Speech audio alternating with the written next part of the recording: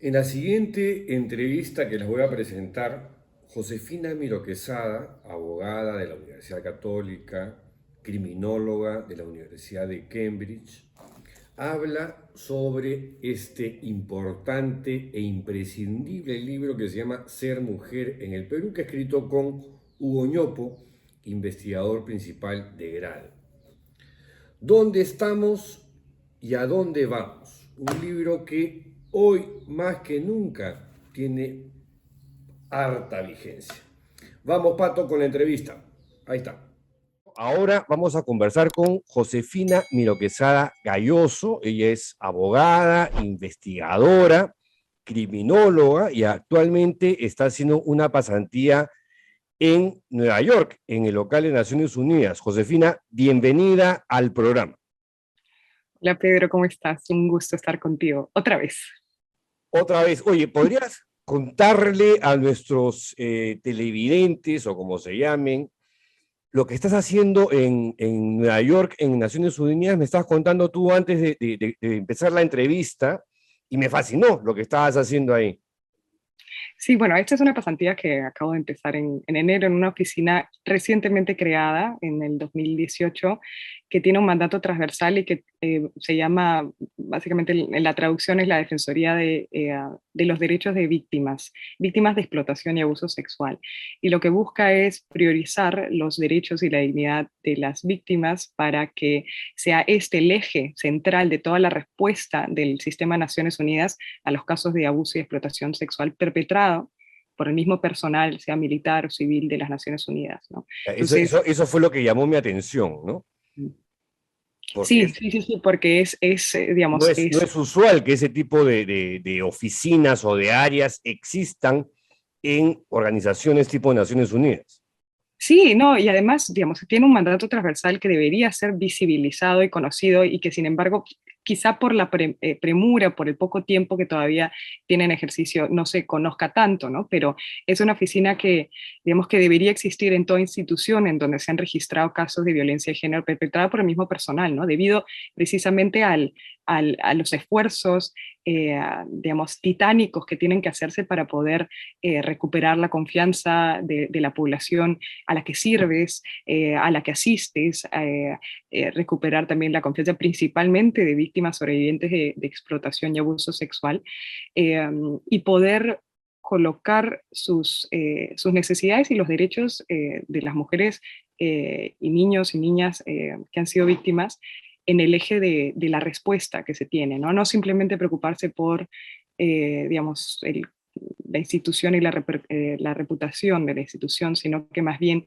ir directamente a la persona a la que directamente es afectado y atender qué es lo que necesita, qué es lo que requiere, hacer respetar sus derechos, ¿no? Ser el portavoz, ¿no? de los derechos de mujeres sobrevivientes en todas las respuestas que ofrezca el sistema de Naciones Unidas, que es enorme, ¿no? Antes de entrar en el tema, Josefina, no podía dejar de expresar mis condolencias por el fallecimiento de tu tío Bernardo Roca Rey, un gran tipo, ¿no? Que ha dejado huella en el periodismo, fundando la revista Somos, Canal N, Perú 21, entre otras tantas cosas, y sobre todo por ser un gran defensor y luchador por la libertad de expresión en el Perú, a través del Consejo de la Prensa Peruana. Sí, por supuesto. Además, yo creo que sobre todo, más allá de sus convicciones también como digamos, defensor de derechos humanos, tales como las libertades de pensamiento, de expresión, de información, las libertades informativas, más que nada como persona, ¿no? Yo a Bernardo tuve la oportunidad de conocerlo porque, claro, digamos que no es mi vínculo familiar es un poco lejano, pero más lo conocí La digamos, en los chamba. encuentros en los que, sí, en el trabajo y en los encuentros en los que tuve la oportunidad de conocerlo, siempre fue una persona muy llana y muy carismática. eh, nunca sentí como ese desdén a veces que uno podría tener precisamente por los cargos que uno ocupa, ¿no? O ese mirar sobre el hombro, ¿no? Siempre lo vi muy horizontal y muy carismático, muy gracioso, Mm. encantador, ¿no? Yo creo, no sé, habré tenido también un recuerdo de, en alguna de las... creo que lugares en donde habré cantado, porque tantos espacios, él me vio, ¿no? Entonces él se acordaba siempre cada vez que me veía y me preguntaba, bueno, ¿cuándo vas a volver a cantar, ¿no? Digamos que más allá de su profesión, ¿no? Era también un artista, un amante, ¿no? Del arte y claro, eso también incluye también su pasión, ¿no? Culinaria, ¿no? Entonces, una gran persona, ¿no? Creo que Gran tipo, de verdad que eso es lo que hace que muchas personas también, digamos, lo recuerden con tanto cariño, ¿no? Bueno, vamos entrando en materia, Josefina. Tú has publicado en coautoría con el economista Hugo Ñopo el libro Ser mujer en el Perú. ¿Dónde estamos y a dónde vamos? ¿No? Lo han sacado con el sello de Planeta. Yo te confieso que no lo he leído todavía porque en Mala no hay librería, pero lo tengo apuntadísimo que la siguiente visita a Lima, tengo que comprar Ser mujer en el Perú y Voces de Chernóbil de Sí, Svetlana Svetlana. Alexievich, que todavía Yo no, también lo tengo como pendiente, ¿sabes? Lo tengo como pendiente. todavía no lo he leído. Mm. Un pecado, pero en fin, a pesar de todo esto, me atrevo a preguntarte qué tan machista es el Perú. ¿Por dónde empezar, no? Mm, habría que empezar incluso por definirlo, ¿no? A veces utilizamos el término de una manera muy, digamos, frecuentemente sin pensar a qué nos referimos cuando hablamos del machismo, ¿no? Y habría que definirlo en Lo términos... mismo del feminismo, ¿no? ah, Y lo mismo del feminismo. Del feminismo yo me atrevería a hablar de plural de los feminismos, porque ciertamente hay movimientos feministas que disienten los unos entre los otros, hay una base común que está vinculada con, digamos, el compromiso de erradicar estructuras de opresión, la principal o el eje principal, la estructura patriarcal, ¿no? El patriarcado, o el dominio, ¿no? O el ejercicio del poder y el control masculino, ¿no? Este, pero regresando, digamos, al concepto de machismo, habría que definirlo como aquella cultura, ¿no? En donde existe un privilegio o una superioridad, ¿no? De los varones sobre las mujeres, ¿no? Así para ponerlo súper sencillo. Es una cultura que está creada, que está reforzada, que está permeada, que reproduce prácticas, costumbres, tradiciones, ¿no? Que refuerzan esa jerarquía, ¿no? Es una manera de organizar nuestras vidas que establece una jerarquía de las personas en función del género al que perteneces y también en función de cuánto tú te comportas de acuerdo a esa expectativa de lo que significa ser mujer y lo que significa ser hombre, ¿no? Y claro, aquellas personas que disentimos o aquellas personas que no se conforman con esas expectativas de lo que es ser mujer, entonces son sujetos a violencia, ¿no? Entonces, cuando hablamos, por ejemplo, de la violencia machista es expresión de una forma de corrección, ¿no? De dominación sobre las mujeres que se han desviado de ese estereotipo de género que les dice que son posesión del varón o que son objetos sexuales, ¿no? Entonces, claro, si tú lo miras en esos términos, el Perú en realidad digamos que no es que tenga el monopolio del machismo, ¿no? El machismo es como cultura patriarcal, es algo que es transversal, perdón, a todas las naciones, ¿no? Es Sí. algo que es, digamos, que trasciende las fronteras, pero sin duda en el caso peruano hay algunos indicadores que dan cuenta que en la región, por lo menos, si nos comparamos con nuestros pares en la región, nuestros índices son preocupantes, principalmente en lo que respecta a violencia sexual, ¿no? Eh, Hay un dato bien maleado, bien vergonzante, por decirlo de alguna forma, que soltaste en una entrevista con El Comercio. 50% de los peruanos piensan que el lugar de la mujer es la casa. más, más. ¡Wow! Más del 50%.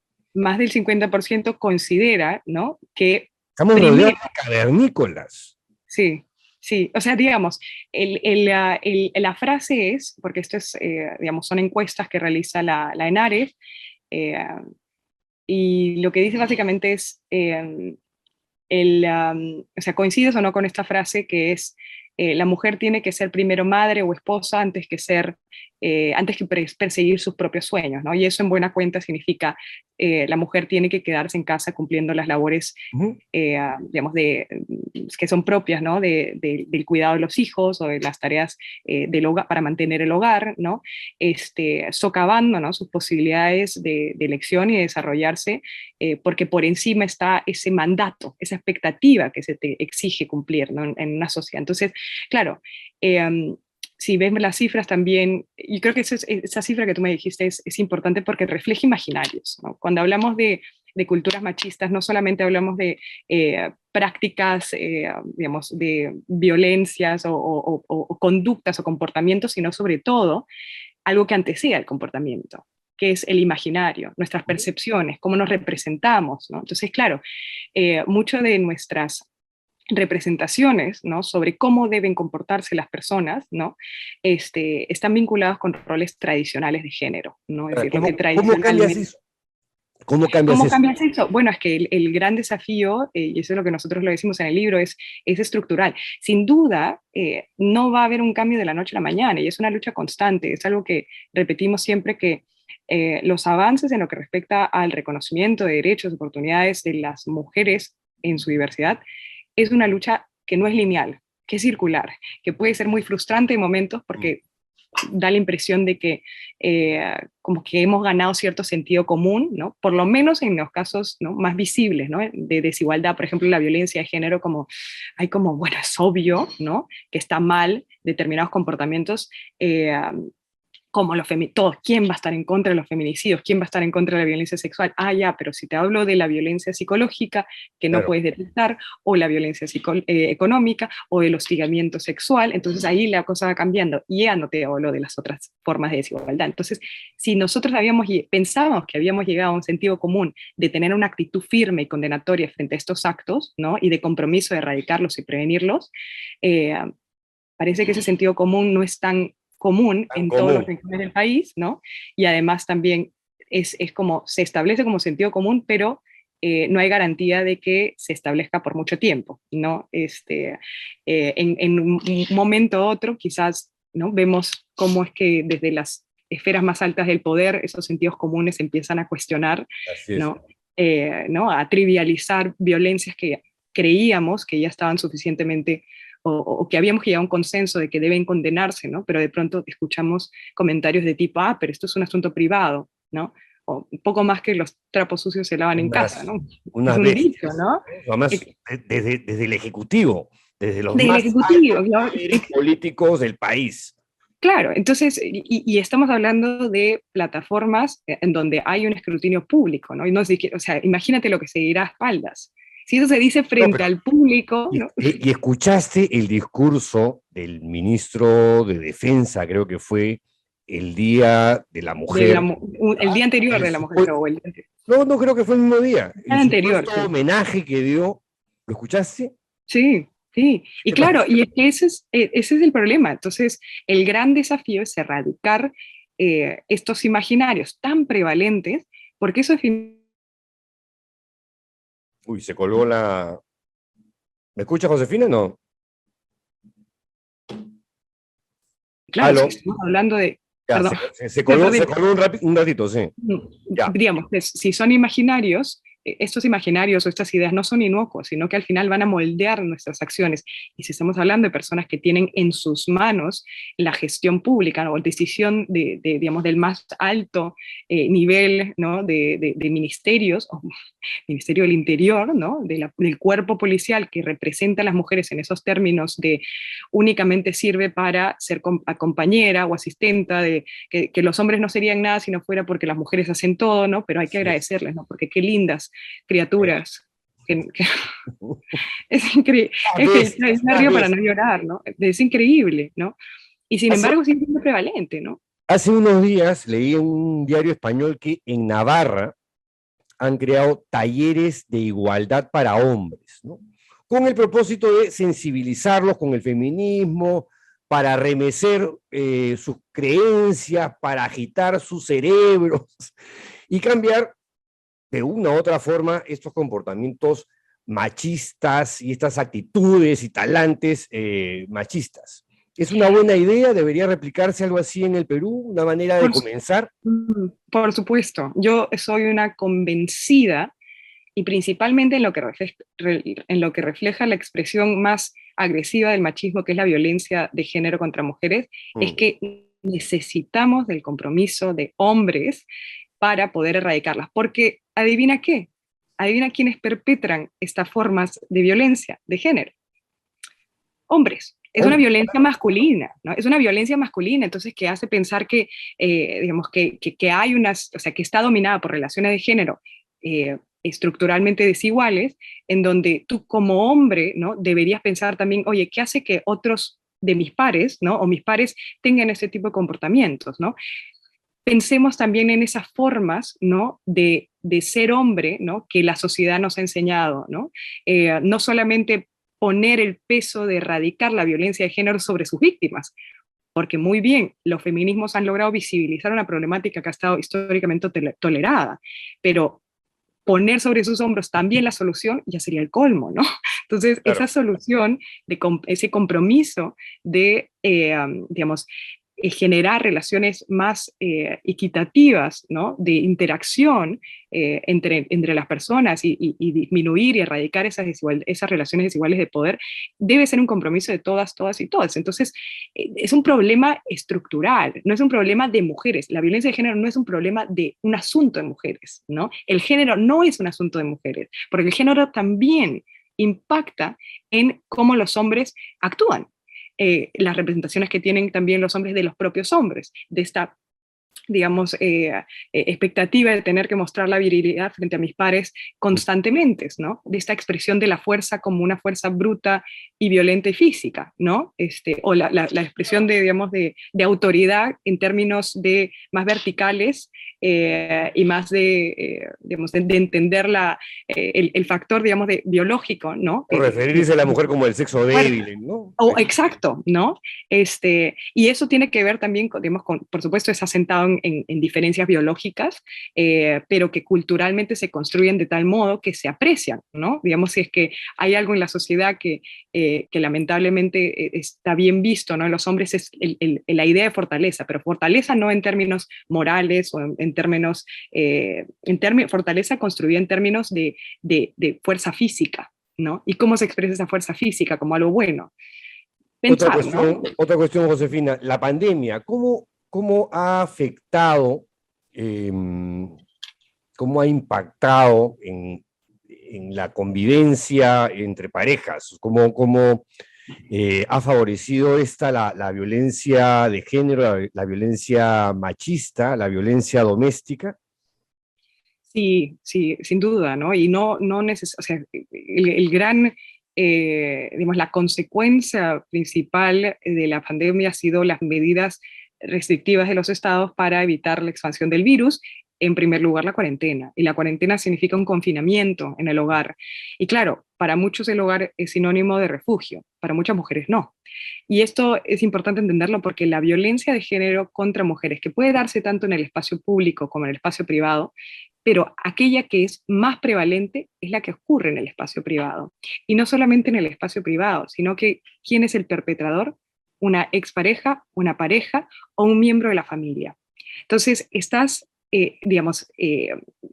hay ciertas características de esta forma de criminalidad, que es la violencia de género que viven las mujeres, que hace que a consecuencia de las medidas adoptadas por el gobierno de cuarentena, de todos los gobiernos, ¿no?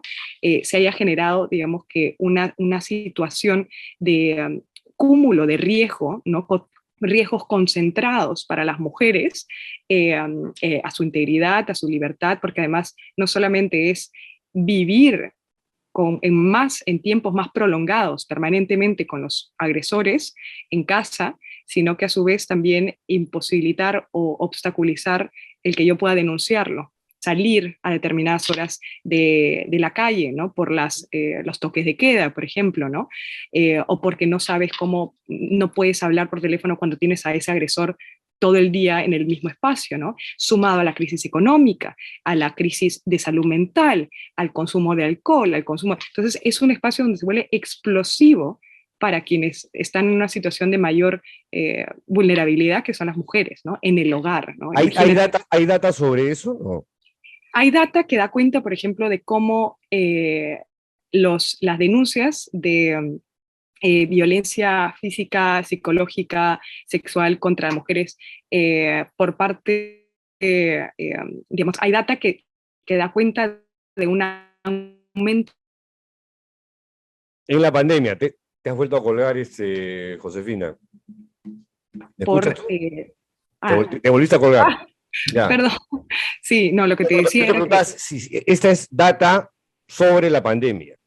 Data que está respaldada no solamente en el Perú, sino que tú ves en el aumento exponencial de los casos de violencia de género a través de la línea 100.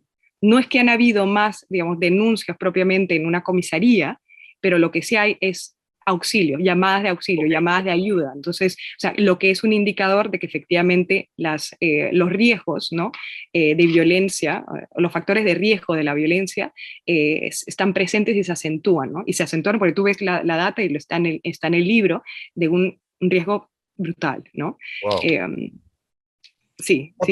Otro tema que me parece importante es qué tan lejos o qué tan cerca estamos de la igualdad de géneros, considerando que a nivel global, a nivel planetario, ha llegado una ultraderecha con ganas de enterrar, con ganas de sepultar cualquier atisbo de progreso, de vanguardia.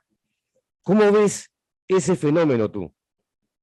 Eso es lo que te decía antes, ¿no? La conquista de derechos no es lineal y es un tire y afloje constante.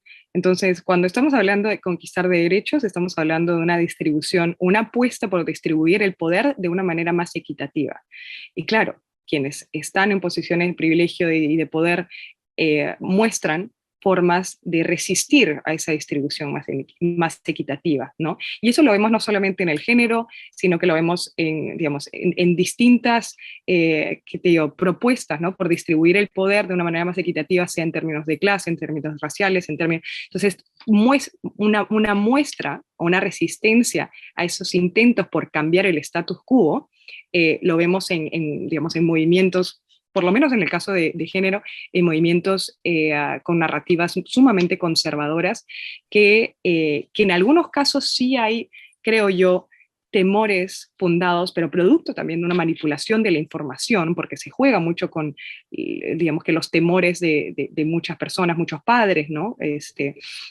Pero por el otro lado también vemos, digamos, una presencia muy, muy, muy fuerte de las iglesias, ¿no? De iglesias, de un ala radical de la iglesia, no voy a decir radical, perdona, muy conservadora, sumamente conservadora, a la que, digamos, este discurso y esta narrativa y esta propuesta amenaza un ideal de sociedad que ellos refuerzan, comparten, ¿no? Por lo menos en su idea de familia, ¿no? De acuerdo, ahora, claro, pero ¿a qué atribuyes tú o cómo explicarías tú esta cosa que podríamos llamar el giro reaccionario o el giro ultraconservador que se está expresando en la política y en la religión, no solamente en el Perú y América Latina, sino también lo estamos viendo en algunos países de Europa y en el propio Estados Unidos? Por supuesto, mira, el debate, bueno, el típico o el ejemplo es el debate sobre la inclusión del enfoque de género en la currícula escolar, que es un debate que ya está ganado judicialmente, ¿no? Ya lo ha dicho, digamos, lo reconoció el PJ en última instancia, el mismo TC ha reconocido la importancia de aplicar el enfoque de género para cerrar las brechas de desigualdad, ¿no? Las brechas de género. Y a pesar de ello, siguen teniendo, digamos, tienen estrategias muy, muy diversas, ¿no? Y claro, y se explica por... Hay una suerte de plan concertado, de coordinación. Yo creo que, mira, aplican también los mismos mecanismos de litigio estratégico que en algún momento eran aplicados mayoritariamente por los grupos, digamos, de derechos humanos. Y ahora los grupos antiderechos están aplicando las mismas estrategias, judicializando los casos, llevándolos, y claro, y hablando sobre, no sé, por ejemplo, me pongo a pensar en el caso del aborto, ¿no? Sobre los derechos del niño por nacer. Entonces, claro, desde utilizando también los tratados de derechos humanos, regionales, internacionales, ¿no? Entonces, ves porque ha dado frutos, ¿no? Porque, digamos, que replican estas estrategias para, digamos, como una suerte también de reacción, ¿no? A los avances que hemos tenido, ¿no? Lo que es un indicador, digamos, positivo en el sentido de que hay un avance, pero negativo en el sentido de que no es un avance pacífico, siempre va a encontrar resistencias, y cada vez en mayor medida, ¿no? Acá en Estados Unidos también, digamos que el debate está, en el caso de nosotros, es el de la ya así llamada ideología de género, o el enfoque de género, que es como debe denominarse, pero acá, por ejemplo, se discute que exista la critical race theory, ¿no? Que se enseñe en las escuelas, ¿no? Porque dicen, pero es que eso hace que se acentúe la guerra, como si hubiera una guerra de razas, ¿no? Y lo mismo en el caso de sexo, como fuera una guerra de sexo, porque vas a hacer que el hombre sea el enemigo, que vas a hacer que la población afrodescendiente se pelee con el hombre blanco, ¿no? Y claro, nada de eso, por supuesto, producto de la manipulación, ¿no? Nada de eso hay, ni en el enfoque de género, ni en el critical race theory, ¿no? La teoría crítica racial, ¿no? Entonces, pero vemos esas resistencias organizadas y digamos en masas, ¿no? Entonces, yo creo que va a ser así siempre, ¿no? No podemos dar nada por sentado. Y claro, si tomamos en cuenta esos tiros y aflojes, la verdad que la lucha es sí, es constante. Es constante Y y hacia hacia arriba. arriba, y es cuesta arriba, claro. Tu libro lleva por subtítulo ¿Dónde estamos y a dónde vamos?, ¿no? Sí. Sobre el dónde estamos, el subtítulo me parece sumamente pertinente porque le leí a una feminista hace poco decir o escribir: donde estemos las mujeres determinará un modelo de sociedad. Para la visión conservadora, la mujer es pieza principal como ama de casa. En una visión progresista, la mujer ocupa un lugar en la esfera pública. Buena frase, ¿no? Porque resume muy bien, creo, lo que debería ser el feminismo en cualquier lugar del planeta. Yo creo que en realidad hay dos temas ahí, ¿no? Porque por un lado, el problema, digamos, de representar, digamos, de ver que la mujer ama de casa está mal, no es porque ser ama de casa está mal, sino porque en esta sociedad está profundamente desvalorado. No es como, eres ama de casa, eso no es un trabajo de verdad, ¿no? No estás trabajando, ¿no? Es como no estás haciendo nada, ¿no? Pero además es lo que te toca. Ojo, pero exacto, es que el problema es ese, el problema no es per se ejercer, digamos, el cargo o el rol de madre o de esposa o de ama de casa. El problema es que sea un mandato que opera como un corset que impide a las mujeres poder decidir fuera de esa oferta y las presiona para decirle, ese es tu destino, ¿no?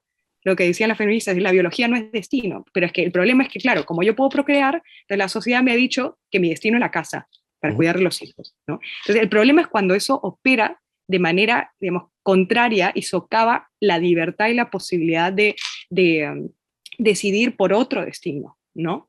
Entonces, pero la frase que me dices es muy representativa, más que nada sobre los espacios, ¿no? Es una afrenta a decir, bueno, históricamente se ha considerado que el espacio del hogar es el espacio de la mujer, ¿no? Y a pesar de eso, el jefe del hogar es el hombre, ¿no? Fíjate la paradoja. Claro. ¿No? Y el espacio público, ¿no? Es el poder masculino, ¿no? Entonces, digamos, lo que me dices es una afrenta precisamente a ese status quo. Yo diría más bien que lo que deberíamos apostar es más presencia de mujeres, pero no que hagan, digamos, hacer que más mujeres salgan al espacio público, ¿no? Pero también que más hombres ingresen al espacio privado, ¿no? Digamos, el espacio de las tareas del hogar, ¿no? Porque claro, el problema, Y eso, por ejemplo, lo vemos en el capítulo de política, y es lo que ocurre con todos los trabajos, ¿no? Claro, las mujeres estamos con las expectativas, no, que tenemos que hacer esto, que tenemos que hacer lo otro, que tenemos que hacer esto, pero además queremos entrar a la política, claro, pero si es que seguimos asumiendo la gran mayoría de tareas en el hogar, será para que colapsemos en el camino, Pues, ¿no?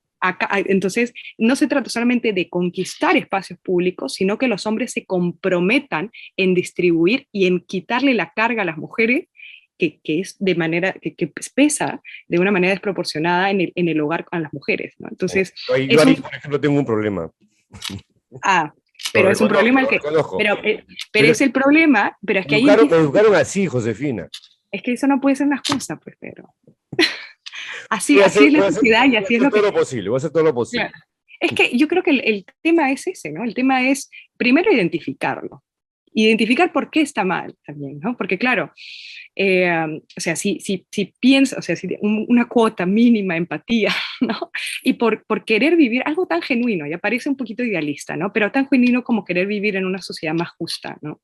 Y eso es, digamos, transversal a todos los espacios de socialización de las personas, no solamente el espacio público, en el hogar. Y el hogar puede ser un primer lugar donde uno puede empezar a cambiar las cosas, Ahora, ¿no? algo hago, ¿ah? Algo hago, ya. O sea, tampoco es que no haga nada. Claro, pero el tema es, y si lo piensas en función de deberes, así como tú te has comprometido, ¿no? Por ejemplo, tienes tu deber, tu trabajo, ¿no? Que sientes la obligación de ir así. Y si sintieras lo mismo, en términos, no es porque, bueno, yo lo hago porque ya estoy tratando de sino que tú sientes ese deber, ¿no? Cambiaría la cosa, ¿no? ¿Por qué siento que me estoy metiendo en aprietos en esta conversación, Josefina? Eso es lo que pretende hacer, ese es mi propósito, así que ese es mi propósito, que las personas piensen, pero es que necesitamos cambiar esas formas tan rudimentarias que nosotros hemos tenido, ¿no? Es que mira, te digo, si el gran desafío es cultural y es sistémico, entonces necesariamente necesita el compromiso de todos y de todas, porque de nada va a servir, pues, ¿no? Entonces que debemos seguir apoyando la narrativa si es que no repensamos nuestras propias actitudes, nuestros propios actos, nuestras propias representaciones, ¿no? En el día a día, ¿no? ¿Cómo puedo hacer yo de esta sociedad un poquito menos desigual?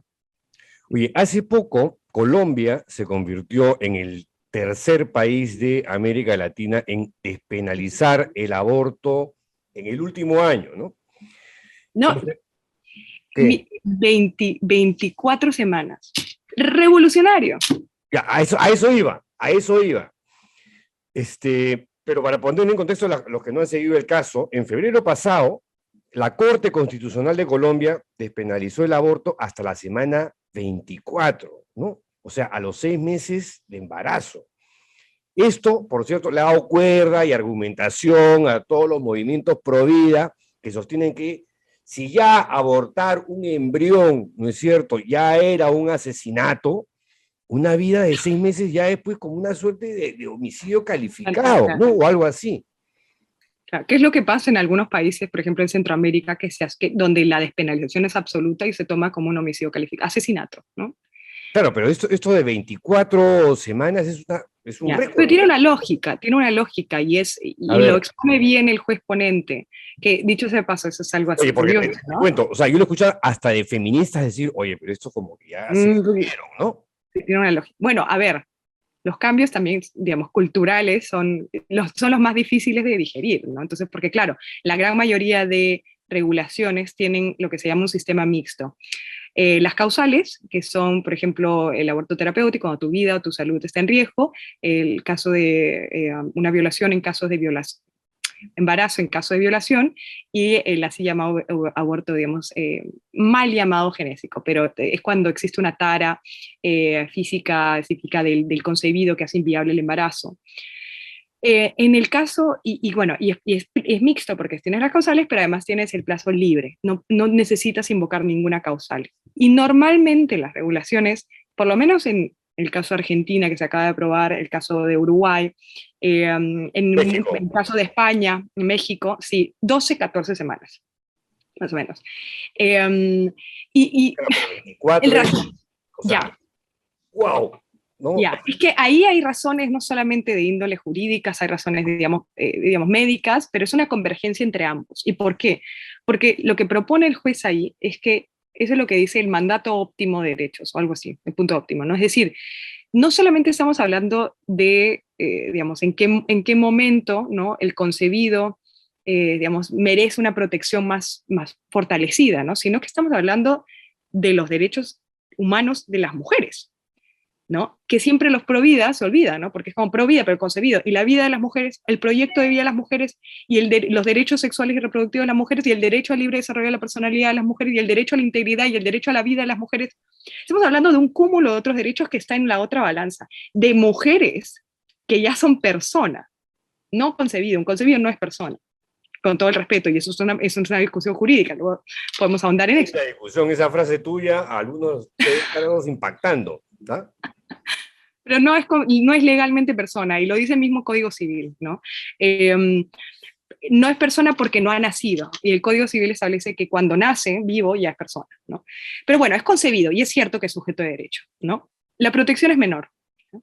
Y lo tanto así que hay un principio que lo recoge la Corte Interamericana y se llama el principio digamos, de protección progresiva o progresividad. O sea, la lógica es que la protección que recibe el concebido es muy diferente en los primeros 2 meses que en los 8 meses, ¿no? Entonces hay una protección gradual que recibe, conforme también, digamos, vemos la restricción, ¿no? La prohibición del aborto a las mujeres en el caso de los derechos, es decir, cómo la restricción del aborto, la prohibición del aborto afecta también los derechos humanos de las mujeres, ¿no? Entonces hay un punto entre la restricción a los derechos de las mujeres, de prohibirles abortar, y la protección que debería tener el concebido, en donde ambos derechos que están en juego recibe la máxima, ¿no? Se optimiza esa protección. De acuerdo al juez ponente que propuso las 24 semanas, las 24 semanas es ese momento óptimo, en donde todos los derechos, y los enlista bien, los derechos de las mujeres se optimizan, ¿no? Y a su vez también se protege en cierta medida al concebido. Ahora, hay otro punto que es importante. A ver, y eso te lo juro que primera vez que ya escucho una explicación respecto del por qué las 24 semanas. Pero, bueno, lo de las 24 semanas es que te digo, es el punto óptimo. Pero además hay otra cosa que creo que es importante que quede claro. Y eso es lo que ofrece, por ejemplo, la criminología, que te dice no solamente que la presunta prohibición penal para proteger el derecho a la vida, el concebido, se hace con ese propósito, ¿no? Es decir, se prohíben comportamientos para proteger bienes jurídicos desde la lógica penal. En este caso, la vida del concebido, ¿no? Es ineficaz. Y no solo es ineficaz primero porque existe el aborto clandestino, ¿ya? Y eso está extensamente documentado, ¿no? Segundo, porque la prohibición penal termina siendo profundamente discriminatoria. Y eso lo sabe cualquier persona que ha acudido a una clínica, digamos. No, afecta a los más pobres. Exacto. Mujeres pobres son las que se mueren. Mujeres en situación de pobreza, entonces termina siendo discriminatoria y vulnera la igualdad, exacto, el principio de igualdad. Pero además también otra cosa es que la gran mayoría, y eso es evidencia, y está evidenciado, por ejemplo, hay un estudio de Canadá que establece que cerca del 80% ocurre antes de las 12 semanas. La interrupción del embarazo, ¿no? Yeah.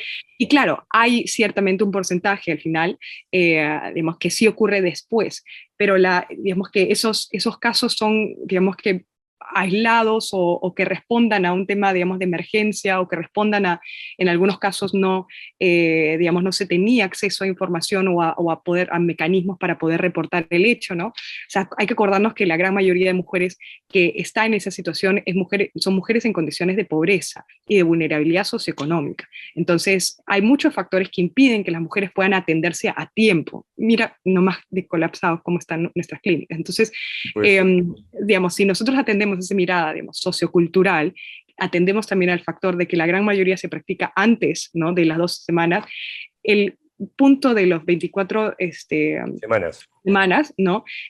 Termina siendo en como Colombia. En Colombia, termina siendo, no quiere decir que todas las mujeres van a abortar a las 24 semanas, ¿no? No, claro, claro. ¿No?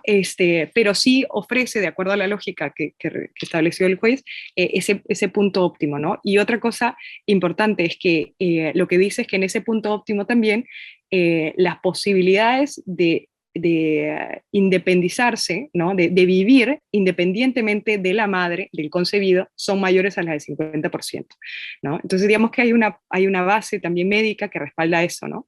Y entonces, digamos que es más complejo de lo que parece, pero nuevamente, también hay que pensar una y otra vez que la interrupción o evitar los embarazos, ¿no?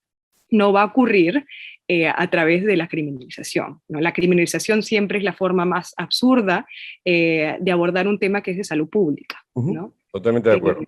Otra cuestión sobre el tópico del aborto, Josefina. La Corte Suprema de los Estados Unidos está a puertas de fallar respecto de la protección constitucional del aborto. Y en este campo no se descarta un retroceso, ¿no?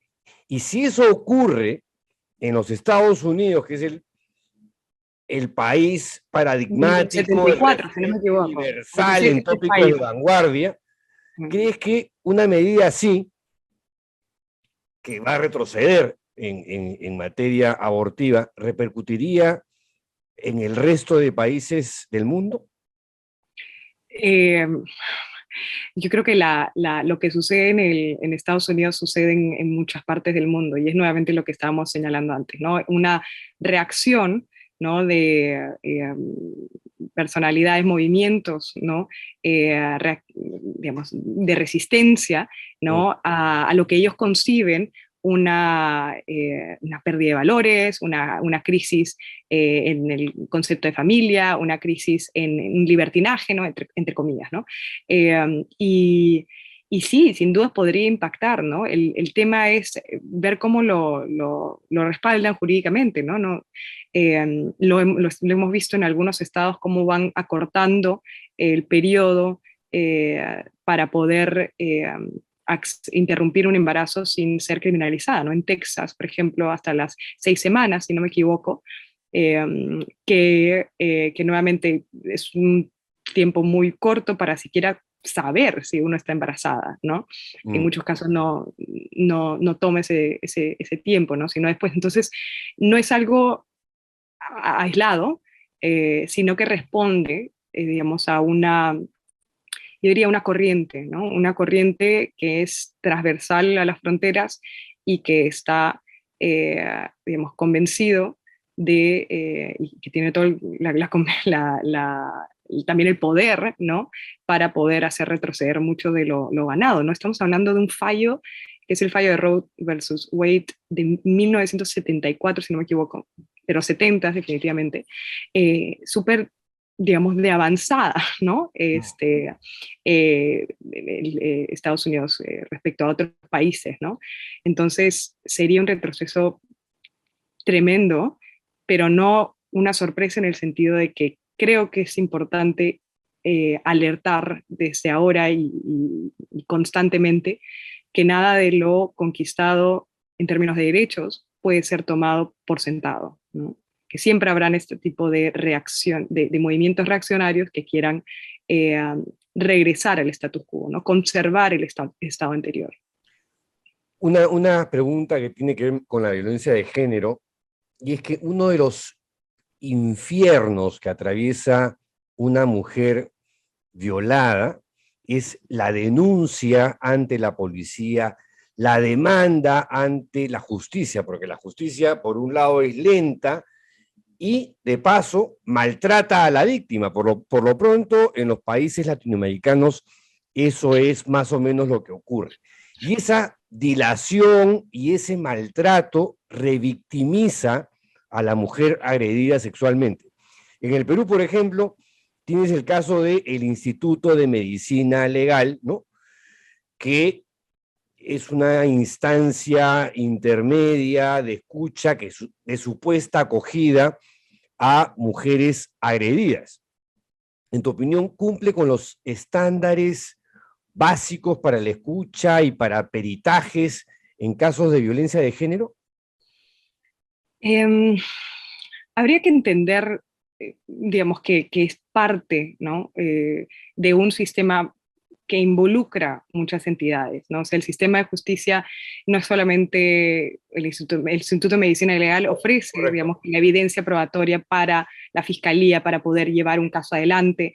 La fiscalía tiene que recopilar todas las evidencias y convencidamente demostrar este caso ante el Poder Judicial. Luego está también, digamos, la defensa legal que puede ofrecer, ¿no?, de oficio a las personas con más vulnerables, perdón, que no pueden costearse un abogado o abogada privado, ¿no? Está también digamos, la entidad que fiscaliza, digamos, control interno, ¿no? El actuar de los fiscales. Es decir, es todo los SEM, ¿no? Las comisarías, la policía, ¿no? Entonces, es todo un aparato, ¿no? El sistema de justicia integrado por muchas partes que hace, digamos, muy difícil la articulación entre uno y otro, y por tanto el que en términos operativos pueda satisfacer lo que esperan las mujeres víctimas sobrevivientes de justicia, ¿no? Esa es la razón también por la cual, digamos, casi 7 de cada 10 no acude a una institución pública a buscar ayuda, sí, de víctimas de violencia, por supuesto, y eso da cuenta de la desconfianza que existe en el sistema de justicia. Entonces, claro, cuando luego dicen, bueno, que los casos, digamos, es fácil el primer paso de denunciar un hecho, ¿no? Pero ¿cuántas de esas denuncias terminan todo el recorrido que implica un proceso penal, ¿no? Yo, por lo menos, que he estudiado sentencias, digamos, de casos de violación sexual, y es una de las formas de violencia de género que están impactadas de una manera más aberrante de la impunidad, ¿no? Porque suelen quedar impunes. Una cosa es presentar la denuncia y otra es que llegue al último eslabón de juicio oral, ¿no? Y que luego se dicte una sentencia, porque claro, el otro tema es que se dicte una sentencia absolutoria, ¿no? Pero si ya llega al estado digamos, de esa etapa final, es porque supuestamente existen elementos, digamos, de prueba importantes, pero ni eso a veces es suficiente para conseguir una condena. Entonces, lo que sucede en muchos casos es de que el sistema de justicia funciona como un embudo, ¿no? Entonces, claro, se presentan un montón de denuncias y se van cayendo a lo largo de las etapas. Muy pocos casos terminan al juicio oral, ¿no? Entonces, al final, no solamente es un tema de no colmar las expectativas de justicia de las mujeres víctimas sobrevivientes, sino que en muchos supuestos no son revictimizadas. Entonces, estamos hablando de digamos, acentuar el daño primario, ¿no?, Claro. de la violencia con la violencia institucional por un inadecuado tratamiento, ¿no?, hacia las víctimas sobrevivientes. Entonces, no es solamente un tema de justicia material, es decir, si es que al final termina siendo condenado el agresor y termina no solamente condenado el agresor, sino la reparación del daño. Nunca se aborda, ¿no? Sino si es que a lo largo de todo ese proceso la víctima fue tratada con dignidad y respeto y protección y tuvo una defensa adecuada, ¿no? Porque claro, como es una maraña, así como el proceso de Kafka, en donde no sabes ni dónde está, a dónde tienes que ir, y claro, ya has vivido una situación, digamos, traumática, ¿no? Lo último que quieres es estar en digamos, un proceso sumamente complejo del que no se entienden las reglas, ¿no? Entonces, si no tienes un abogado o abogada que pueda facilitarse ese acceso a información, termina siendo un viacrucis, ¿no? Entonces, claro, yo con esto no quiero, digamos, ningunear o digamos, tratar con mezquindad los avances que se están tratando de hacer, pero mi discrepancia en realidad para atender a los casos de violencia de género es más de raíz, ¿no? Yo no creo que el sistema de justicia penal sea digamos, cómo está organizado sea la mejor vía. No sé, no tengo la respuesta de cuál es la mejor manera, pero sí sé que no satisface las necesidades de víctimas sobrevivientes, y hay encuestas que dan cuenta, ¿no?, de cuánto, no sé, las mujeres víctimas sobrevivientes que van a denunciar un hecho reciben preguntas que lo que hacen es preguntarle qué hizo ella en vez de qué hizo el agresor, ¿no? Más dirigidas a evaluar su propio comportamiento más que lo que hizo el agresor, ¿no? Se hacen esfuerzos, por supuesto, hay procesos especiales en casos de violencia de género que buscan no solamente la condena o la sanción del agresor, sino la protección.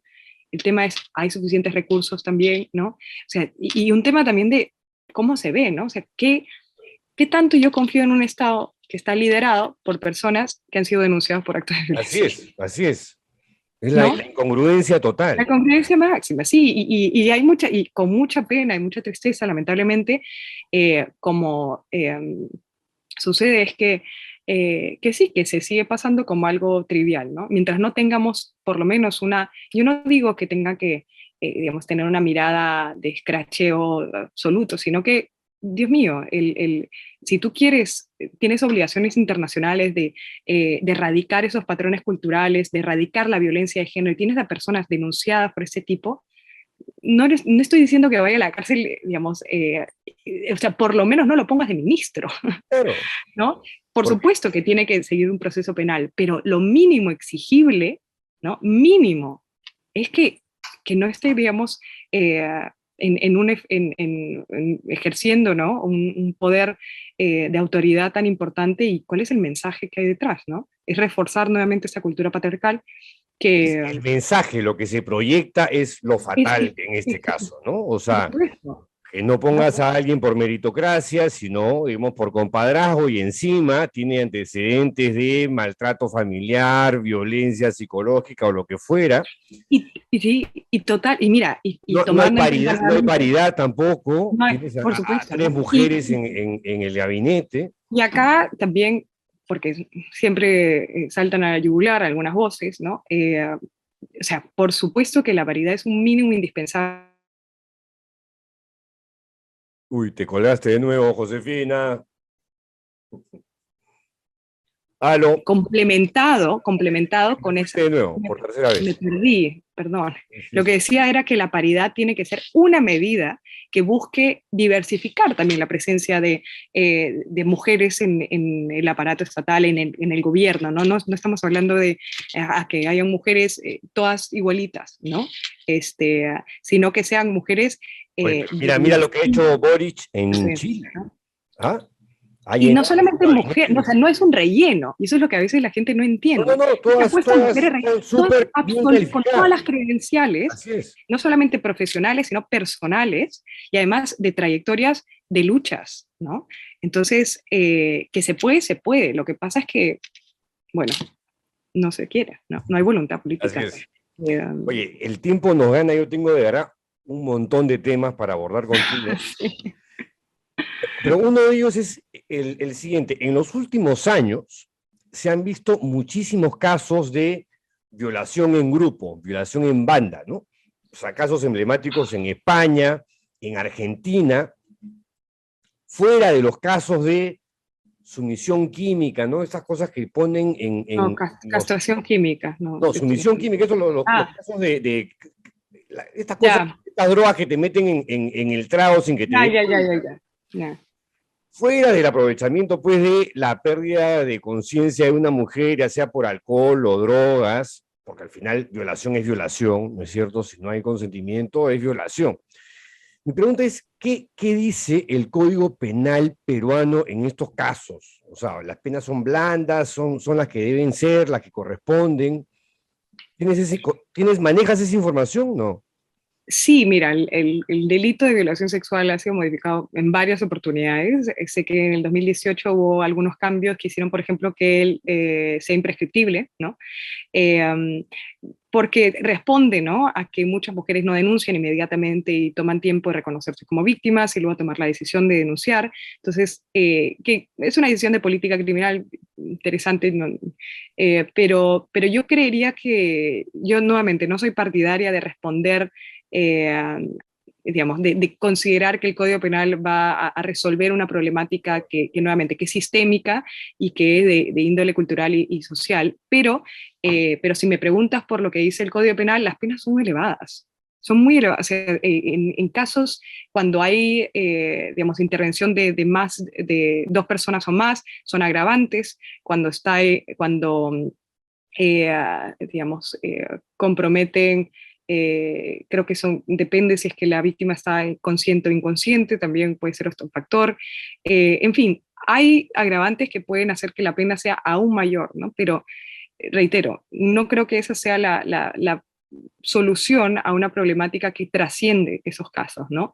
Y que tiene que ver nuevamente con nuestra forma de socializar, ¿no? Con una forma de socialización masculina, ¿no? En este caso es, la violación sexual es un delito profundamente marcado por relaciones de género, donde la gran mayoría, no digo todos, porque ciertamente hay hombres que son víctimas de violación sexual, en su gran mayoría por otros varones, pero la gran mayoría de víctimas son mujeres y la gran mayoría de perpetradores son varones, donde además la relación entre víctima y victimario no es de un desconocido que en la calle se te cruza y te ataca y te viola, no, es de una persona conocida, de un familiar, ¿no?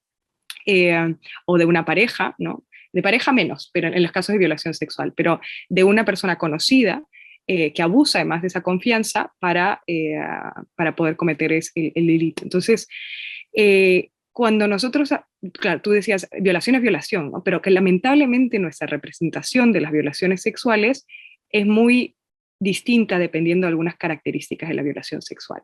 Uno de los casos más emblemáticos es precisamente el caso de la así llamada manada de Surco, en donde se cuestionaba precisamente a la víctima porque no cumplía con el rol de, el ideal de víctima indefensa que no toma nada, que es más, que segura es, ¿no? Como una víctima perfecta, pura, que genera pues esa compasión colectiva, ¿no? Pero lo que quería hacer el abogado es precisamente cuestionar eso, decía, esta no es una víctima, esta se la buscó, porque, a ver, es una chica que le gusta la vida social, ¿no? ¿Qué tipo de chica es, no? Si es una chica que de pronto, ¿no? Es un poco movida o es un poco que sale sola en la noche, se va con 5 hombres, entonces esa víctima, ¿no? Encima ha tomado y encima ha tomado, ¿no? Entonces se ha puesto en esa posición, ¿no? Ella se lo buscó, ¿no? Entonces, claro, hay ciertas características en nuestra representación de lo que son violaciones sexuales, en donde de pronto no solamente cuestionas a la víctima, sino que además, es que los chicos estaban tomando, no podían controlar sus impulsos. Es que es un tema, ¿no? De que hay algo como en los hombres que hace que no puedan, ¿no? Yo, por ejemplo, que he estudiado algunas, sentencias, ¿no? De casos de violación sexual, jueces diciendo que los hombres no podían, que buscan satisfacer su apetito sexual, como si fuera algo instintivo, como si fuese algo que no puede ser sujeto a control. Exacto, como si fuera un animal, ¿no? ¿Qué significa eso? Menos responsabilidad para el agresor, más responsabilidad para la víctima. O sea, se cuestiona que la víctima se lo buscó y al agresor se le disminuye la responsabilidad diciendo, es que estaba ebrio. El consumo de alcohol, fíjate, cómo es tratado de manera diferente en función de si consume alcohol el hombre, es que estaba borracho, pues no podía controlarse, ¿no? Entonces, pobrecito. Un poco más de atenuante, ¿no? Pero, pobrecito. Y claro, si lo consume la mujer, es que se lo buscó, se puso en esa situación de riesgo, ¿no? Entonces, nuestra representación varía en función de eso. Muchas personas siguen pensando que la violación sexual es aquella perpetrada con violencia física por un desconocido, ¿no? En donde hay un forcejeo o donde hay una resistencia. Ese ideario no representa el universo de la gran mayoría de casos, ¿no? Pero nuestra representación es esa. Mientras sea esa nuestra representación, ¿qué va a pasar con aquellos otros casos que no cumplan con ese estereotipo que tenemos? No es violación, ¿no? No es tanto violación, o no es una verdadera violación, ¿no? En literatura se le conoce este término, Susan Estrich que acogió un término como la violación real, ¿no? La violación real es aquella violación que perpetra un desconocido en la calle, que sale de los arbustos, que te ataca con un arma, ¿no? Donde hay forcejeo, ¿no? Y que hay violencia física, ¿no? Y si no cumple con eso, entonces no es violación real, pues es otra cosa, ¿no? Es menos grave, no es una violación. Es algo ahí, pero no. Entonces, es eso, ¿no? Y claro, cuando hablamos de violaciones grupales... Solamente componente racial. Exacto, ¿no? ¿Qué víctima eres, no? Porque claro, reaccionamos así con las víctimas de Manta y Vilca.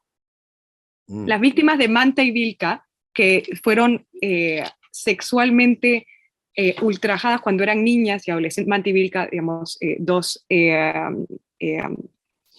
localidades en Huancavelica, que se establecieron como bases militares en el contexto de conflicto armado, y donde se estableció una política, ¿no? Por supuesto, como ocurrió en muchas partes del Perú, digamos, contrasubversiva, ¿no? que hizo que los militares fueran para, digamos, para vigilar y para poder, digamos, realizar la política contrasubversiva. En esa tarea, misión, muchas mujeres víctimas, niñas y adolescentes, porque la edad va desde los 11, fueron sexualmente violentadas de manera sistemática, al punto de que hoy día se está viendo el caso de juicio oral porque se definió como un crimen de lesa humanidad, sino porque esto ya habría prescrito, ¿no? Los hechos ocurrieron fines de los 80s y principios de los 90s, entonces de un periodo largo. Claro, es que eran mujeres campesinas, indígenas, en Huancavelica, ¿no? Entonces, claro, ¿qué tipo de víctima eres? ¿Qué tanta atención te voy a dar? ¿No? ¿Qué tanta justicia se te va a garantizar? ¿No? Después de más de 30 años. Y hasta ahora son 14 los militares perseguidos, ¿no? Y eso ocurre en las guerras también. En los conflictos armados no solamente se identifican una serie de gravísimas violaciones de derechos humanos y crímenes de lesa humanidad, sino que la violencia sexual se asume como un costo de la guerra, ¿no? Entonces, ese tipo de historia, Josefina. Ya sí, para ir terminando, porque le estoy robando demasiado tiempo, ya debe estar agotada. Pregunta final. Con Ucrania nos hemos olvidado de Afganistán, ¿no? Donde se ha vuelto a entronizar la dictadura talibán, donde las mujeres son prisioneras y maltratadas por la religión y por un sistema opresor que hasta las mata, ¿no? Por una cuestión de dogmas. Y en algunos países del África se sigue mutilando clítoris en las mujeres. ¿Qué tipo de mensaje se puede dar en estos casos? Es interesante ver cómo en algunos casos, claro, se cubre estas violencias de género bajo el velo de la cultura o de la religión, ¿no? Bueno, como sea práctico, como es parte, ¿no?, del engranaje cultural de una sociedad, entonces se tolera y se acepta, ¿no? Se normaliza. Como tal, se normaliza, ¿no? Claro, pero esa cultura también está prevalente en Occidente, solo que en distintas formas, ¿no? Yo no digo que, por supuesto, que es gravísimo que sea parte, ¿no? Y es una violación gravísima de derechos humanos, además la prevalencia con la que ocurre esto, pero digo, no es que estas violencias de género ocurran también y se escondan también bajo el velo de, digamos, de otras culturas distintas, ¿no? Sucede que, digamos que la intensidad o las formas en las que se practica son diferentes, porque en el caso, sea de los talibanes en Afganistán, o en el caso de muchos países del África con la mutilación genital femenina, el tema es que, digamos que la narrativa nunca ha sido de que las mujeres son ciudadanas en igualdad de condiciones, ¿no? Digamos que está institucionalizada esa inferioridad, ¿no? En el caso de los países de Occidente, las violencias de género ocurren a pesar de que desde las narrativas las mujeres supuestamente somos libres y tenemos supuestamente de derechos. Entonces, claro, en teoría. en teoría, ¿no? Entonces, es terrible porque muestra nuevamente también que no hay lugar en el mundo que esté libre de estas violencias de género, ¿no? Y que por supuesto los desafíos son diferentes en función de los contextos, ¿no? Y para poder, creo yo, explorar también las dimensiones de esas violencias hay que entender también el contexto, ¿no? Para poder erradicarlas, porque se necesita ser estratégico también, ¿no? Y ser estratégico implica también conocer las realidades que son ajenas a uno, ¿no? Y por qué ocurre que son tan toleradas, no solamente por hombres, ¿no? Sino también por mujeres, ¿no? Entender que no es una guerra de sexo.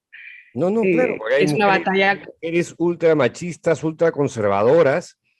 Por supuesto, ¿no? Digamos, es que a veces el tomadas problema por el lado oscuro. Sí, el problema también es que a veces creo que se tergiversa los términos de los movimientos feministas, o sea, de lo que consideran es el género, los movimientos feministas, es que se cree que, bueno, entonces es una guerra entre sexos, entre hombres y mujeres, porque el hombre es el culpable de todo, y no es así. Digamos que la raíz de esa distribución inequitativa del poder y esas desigualdades profundas es sistémica, y el problema es cultural y es estructural, y es ahí donde todos y todas y todos tenemos que atacar, ¿no? Entonces, sí, entenderlo en esos términos, ¿no? Porque La igualdad es una pelea de todos. la igualdad sí, y la igualdad de género, de clase, de etnia, en función de la discriminación, porque claro, minorías, digamos, las luchas que han visibilizado las minorías no deben ser únicamente de las minorías, ¿no? Sino que nosotros como aliados en general, de querer tener de sociedades más equitativas, deberíamos comprometernos también en hacer un esfuerzo no solamente por derribar esas barreras o taras que están asentadas en la cultura patriarcal, sino también, por ejemplo, las taras que infantilizan a las personas con discapacidad, las siguen, digamos, que perpetúan las barreras que enfrentan, ¿no? Tenemos más de 3 millones de personas con discapacidad en Perú, ¿no? Y sin embargo sus necesidades no son enteramente visibilizadas, ¿no? Entonces, ¿qué hacemos nosotros que no tenemos una discapacidad para poder hacer esta sociedad una sociedad más inclusiva para las personas con discapacidad? Esa narrativa, aplicarla a todas las personas que enfrentan esas dinámicas de opresión que uno no enfrenta necesariamente, ¿no? Y lo mismo se aplica para los hombres aliados en las causas de equidad de género, ¿no? de género. Oye, Josefina, muchísimas gracias por esta conversación, por esta generosidad en cuanto a tus tiempos. Pero nada, me he quedado con la sensación de que estamos en pañales, de que vivimos Falta en mucho. la época de la caverna. Falta un huevo, Josefina, nos falta demasiado, creo. ¿Ah? Hay una frase que a mí me gusta, que es de Angela Davis, que es una feminista afrodescendiente antirracista, y que dice: hay que actuar como si fuese posible transformar el mundo, y tienes que hacerlo día a día, ¿no? Tienes que hacerlo constantemente, ¿no?